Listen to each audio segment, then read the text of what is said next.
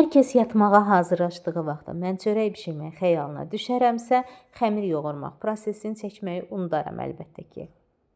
Olsun, bir dahaki səfər inşallah tam başdan xəmir yoğurmağı da sizə çəkib göstərərəm.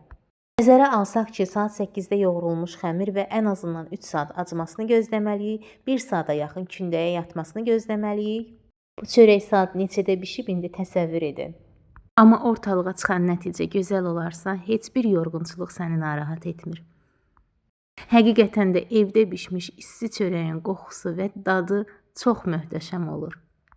Elə ona görə də gecə saat 12-də mənim pendir çörək yeməyi xəyalıma gəldi. Yedikdən sonra yadıma düşdü ki, mən əslində diyeta saxlayırdım. Amma artıq gecdir.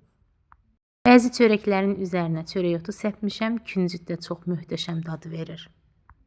Göz haqqınızı halal edin, videomu bəyənməyi unutmayın. Əgər daha çox bəyəni gələrsə, inşallah ki, bir dahaki səfərində həm evdə hazırlanmış pendiri sizə çəkib göstərəcəm, həm də çörək bişirmək etapını tam başdan xəmir yoğurmağa qədər hamısını çəkib sizə göstərəcəm.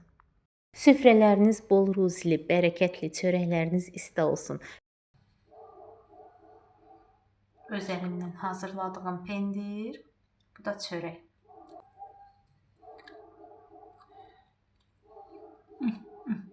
Həqiqətən də çox dadlıdır.